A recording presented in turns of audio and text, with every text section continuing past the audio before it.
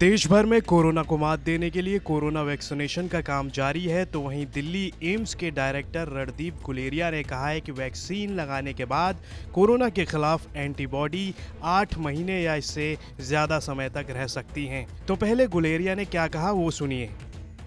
The vaccine will protect everyone. The degree of protection may vary from individual to individual depending upon the type of antibodies we produce. So you may get protection and you may get a very mild disease. You will not get a severe disease.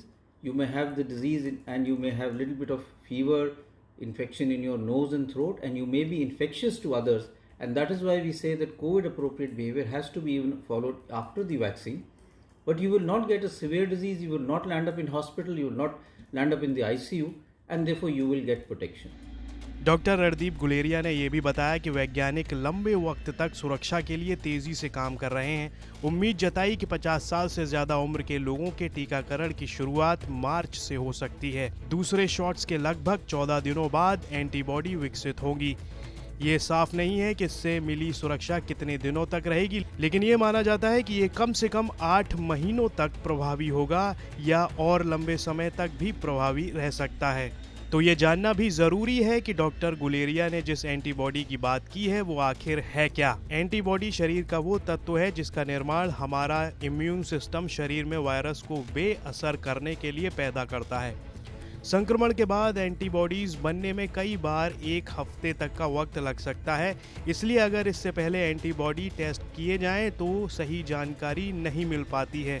इसके अलावा इस test से corona virus की मौजूदगी की सीधी जानकारी भी नहीं मिल पाती है, इसलिए अगर मरीज़ का एंटीबॉडी टेस्ट नेगेटिव आता है तो भी मरीज़ का RT-PCR टेस्ट करवाया जाता है।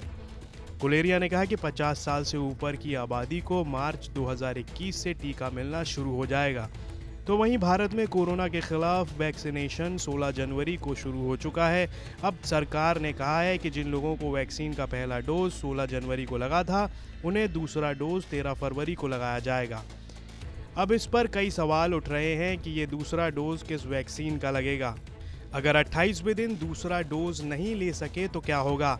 क्या देरी की वजह से वैक्सीन का असर कम हो जाएगा? इन सवालों पर हेल्थ मिनिस्ट्री ने गाइडलाइंस जारी की हैं। गाइडलाइंस में कहा गया है कि अगर पहला डोज कोविशील्ड का लगा है तो दूसरा भी उसका ही होगा। दूसरे डोज के 14 दिन बाद ही वैक्सीन का असर शुरू होगा। कोवैक्सीन बनाने वाली भारत बायोटेक और कोविशील्ड बनाने वाली सीरम इंस्टीट्यूट ऑफ इंडिया की फैक्ट शीट भी यही कहती है कि दोनों डोज में 28 दिन का अंतर रखा जाए।